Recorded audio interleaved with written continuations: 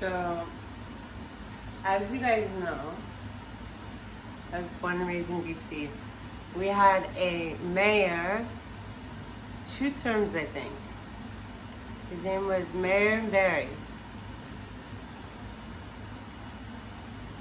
And he liked to smoke crack. And he even liked to smoke crack with prostitutes in hotel rooms and videotape that shit. He even likes to do all that and get reelected. Oh, that's one thing. I was thinking,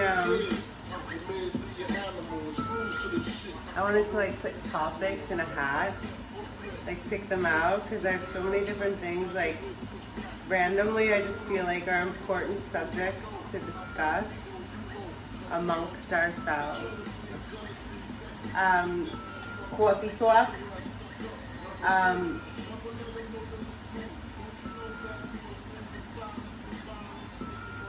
Oh right, so Bill Gates recommended openly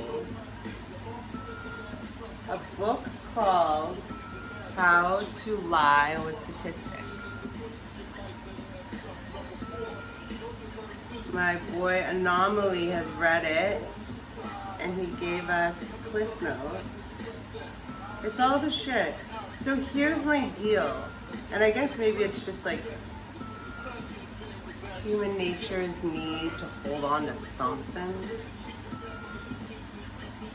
But all this stuff keeps changing, the information is changing, and this and that, but there were this and that, but that doesn't count this, and if you look at it this way, it actually means that. And at the end of the day, you guys know. So, my only question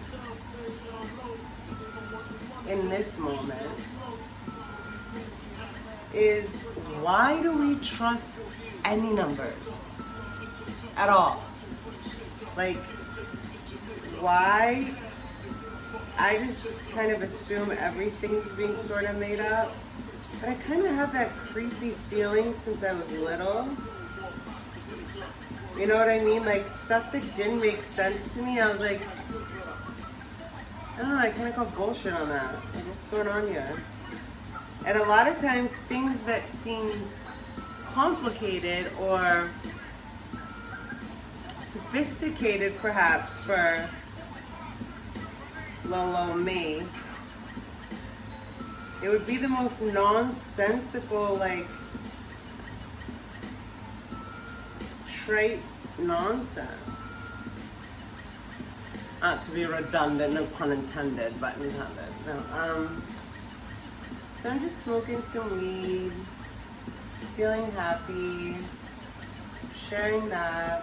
Oh, so it's like da da da. This everything is a lie, but this state's number, that state's number, da da da da. I'm like, why? I mean, like, that's. You know what I'm saying? It's so funny to my brain to try to understand what, like, kind of existence most people are. Not like, you know what I mean? Like, I get it, but, I mean, I don't get it.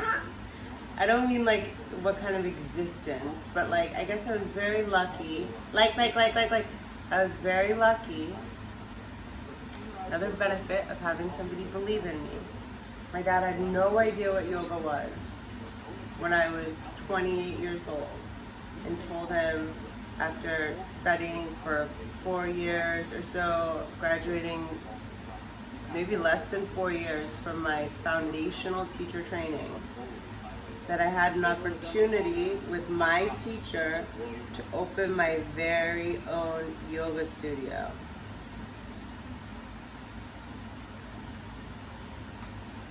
He didn't even know. He was like, he thought yoga was for hippies. He was sort of like, well, he was proud of me taking my teacher training, but I remember my boyfriend at the time paid the last $1,000 of my tuition because my dad just like couldn't pull it together. Like times like that, it was kind of funny. So I was like embarrassed, you know. But anyway, that was also very cool, and I'll never forget that he paid that $1,000 for my first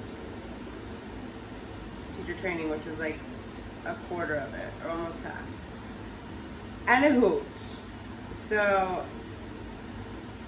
you know, and it's funny because he told me later how much he was like, I basically just thought I was throwing 30 grand down the trash, but like, I believed in you. No, like, not that he thought he was throwing 30 grand down the garbage, but like, he was okay with that if it was gonna happen. He wanted me to have this experience, and he believed in me. So it was me, Fred Bush, also known as Guru Man, and Hussein. Couldn't make this shit up. It was the three of us for build out, which mostly I did with a lot of the other teachers, painting the walls. It was so fun. The situation was that I was the only person that had invested money, 30 grand, and the two of them had not, but they had put up their studio name, which had two other locations, in one in South Beach and then one in Brickell Island. So the third location was to be on Sunny Isles Beach. Not even like 2 weeks into the shit. So we all like opened up a bank account for the studio and stuff. I'm so excited, you know, I'm opening it with my teacher, and it's such an honor, everything. Doing teacher training. And I'm also like, thinking back, it was putting me in the worst. Okay, so my dad, of course, he's a Harvard Law graduate, wrote an operating agreement. The company will belong, the company was called Miami Yoga Sunny Isles, and it always has belonged, well, until not anymore, but actually until 2/3 of the principal amount, the 30K, are paid back. They wouldn't look at it, they wouldn't sign it. And we went to open like a Bank of America, and we all had like cards. They both had mutual interest in the other two studios, which I had none of. I was a teacher there, so I got like paychecks for teaching. And they were like using the Sunny Isles card to buy like cleaning supplies and shit for South Beach. I was like, whoa, whoa, whoa, whoa. What's happening? You know what I mean? And then like they just totally overrode my like choice for the computer. My friend built me a desk, a handmade desk like for the front area that was so fucking beautiful. And I literally walked in. Hussein was such a shit. He was just a dirty shit. You know, there's some people that just leech. Excuse my language, but like, you know, he wasn't really into yoga, but he just like watched the girls all the time and had known Fred forever. So it was like, you know, he was just a liar and a lazy fuck. And I remember spending like days at Sunny Isles, and so I was like 28 or so, I guess 28. Dude had to have been like 45, 47 at this point. He's like, you know, sitting around doing nothing all day on my dime. You know, it was just so fucked up. And then, so they wouldn't sign the operating agreement, and then Fred wouldn't even teach classes up there. Like, he had the big name. I've been teaching for like a day. You know, I've been teaching for like 3 years, but nobody knew me. I was just like Fred's apprentice, basically. He said he wouldn't take a class at Sunny Isles, not even one. until like 6 months. And like that's when I really learned like the beginning of a business. Like no one was showing up. I mean, like amazing, back in 2008, I was the only yoga studio for 2 miles in any direction in Sunny Isles Beach, which is like North Miami Beach basically. I mean, it became awesome. But you know, I would teach classes to no one, to one person, building up the studio, you know what I mean? Like talking to everything that goes with that, running teacher trainings. So they found out by looking up, then they say to me, if one of us makes a decision, like the desk, destroying the desk and putting this like IKEA shitty ass thing in, which they spent more money on, it was completely senseless. We were all partners. If 2 of the partners agree on a decision, then the decision goes, and the other partner like doesn't need to know about it. I was like, no. You guys have been together 10 years. You're always gonna agree. I'm never, you know. And my father was so cool because they looked on SouthFloridaBiz.com, whatever, where you can see, and it said 100% owner Ashley Cummings, and they got so angry, like they didn't know or something, and they said, if we're not a third, and a third on those papers by Wednesday at 7 p.m., you're on your own there. And I'm like, a third, and a third, and a third, and my dad is like, Ashley, you'll never get the company back. They would own, you know, over 50% between the 2 of them, and you'll never get it back. He's like, but do what you feel comfortable doing. Take your time. I'm like, I gotta take my time by myself for the first time, running a studio. It's my first business. And I wanted, very much because I respected Fred so much, and he was like my first, you know, anyway, there was so many things, but I really wanted him not to leave. I was very afraid of that. But there was no fucking way I was gonna sign over 2% of the company over time, whatever it was. So the date came in and went. Remember, I paid for everything. It was all from the money that my father gave me, the 30 grand. That was for build out, everything, and basically got us to like, and they wanted to buy like $800 computers. I'm like, let's buy the $200 one. Like, let's get the fucking money coming in. Even I was saying that, this is my first business. Like, anyway, they weren't the greatest businessmen. One of my favorite people on the planet, my teachers. So we had like a computer setup system. So 7 o'clock on that Wednesday came. I didn't change. They said, you know, if it's not done on whatever, I forget what it is, biz.com, you're on your own. So 7 o'clock Wednesday came and went. I didn't do it. I was just like, I'm gonna figure this out. 8:30 a.m. the next morning, it was a Thursday morning, Paola was teaching a class. She had a 9 a.m. class, Vinyasa. She calls me, and I lived on South Beach. I ended up moving up to Normandy, but at that time I lived literally on 2nd and Collins, and my studio was 170th and Collins. She's like so cute with her Argentinian accent. Ashley, good morning. There is no computer. Do you know what happened to the computer to check in the students? I'm like, what? How? What are you talking? There's no computer. They broke into the studio, stole the computer. They took a razor blade. So their thing was Miami Yoga Shala with the SHALN on the door, because we were still having. I was like, look, if you're gonna have this thing, then let's not call it Miami Yoga Shala if you're gonna be weird like this and not pay a dime. Like, if you were already being so sloppy with money and it wasn't comfortable. You're saying it was like hitting on the girl. It's just like weird. Anyway, I made the right decision.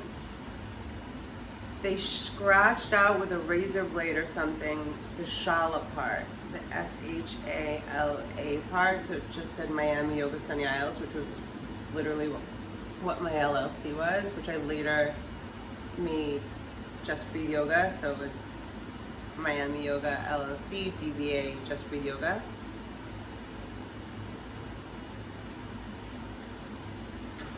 They stole the computer, the $800 computer that I paid for.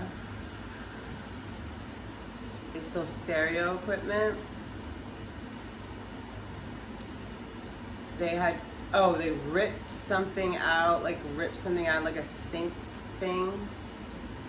Like thugs, like skull-dug thug.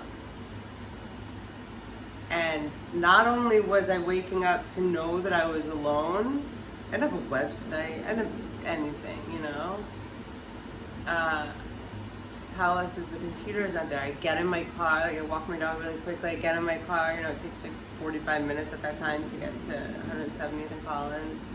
And I see, and I literally, it felt like I felt so violated. Like, I mean, everybody said like, oh, this isn't very yogi. I mean, like I didn't know as much then, you know, yoga is not love and light. I don't even, when people say love and light, I'm just kind of like, I need anything else with that, you know? I've never said it. I've never said it back. I might have written it back in email like once, just because I felt awkward.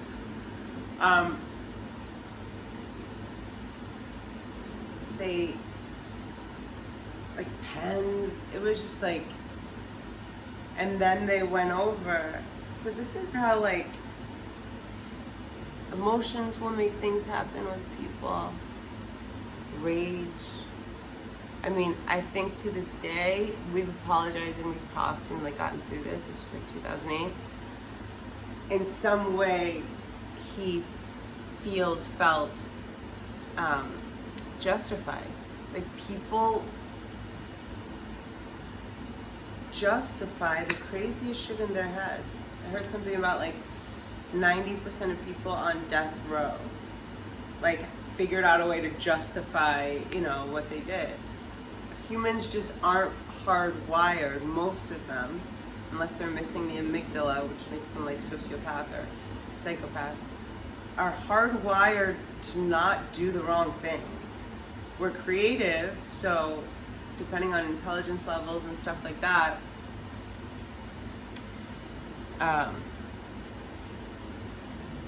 we can justify things to ourselves.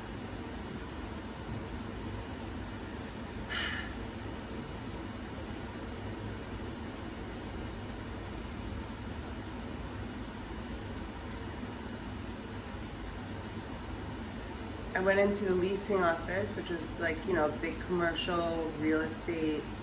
They own still, I believe, half of the Miami Heat. They were like the first, Bernard Katz and his son, they were like the corporate like raiders, like the first ones like in Boston and in Miami, kind of like what Richard Gere did in the movie Pretty Woman.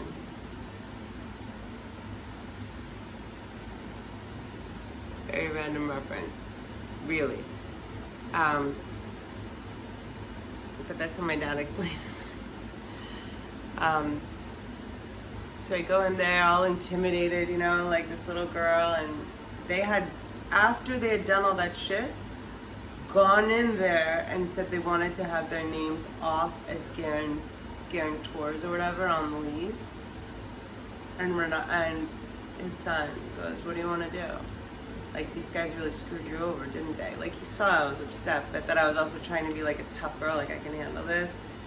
And I said, well, you know, I had asked my dad, like, he goes, screw that, keep them as guarantors, you know, they fucking damaged property, and they were not happy about them damaging the property, and they wrote something on the wall. Anyway, so he said to the guys, he goes, I don't like what you did to that girl, and you know, I really want her to do well in my plaza, so you guys are on as guarantors. And he kept them on for the duration of the 3-year lease, which was funny. How did I get to that story? The 10 crack commandments led to that. Anyway, that was such a funny and different time. But that was my first yoga school, and it was really beautiful, and I loved it. I don't know if I would, people have asked me, are you going to open a third studio? I don't know with the way that the world kind of is right now. Like, I know something is coming, and I can, like, feel stuff, like, after I finish the book and things. But, like, yeah, I don't know. Like, a few people, and I'm very sorry. Like, I'm just not feeling, like, meeting, like, strangers, especially men, right now that I've never met before. A couple of you reached out to me, and I don't mean to be flaky. I'm just not, like, if you have a referral, or you know somebody that I know, of course, but just, like, strangers right now, I'm just not gonna do that, because, I have, like, my home and, like, a couple friends' houses in Venice and the beach and stuff, but it's a comfort level. I won't be able to work. And if I can't work, like, I can't focus and do my job, then I'm not gonna take your money. And also, I just, Anywho, I ain't got no time for gossip. Bye. Okay, I have to tell you something later. You wait here.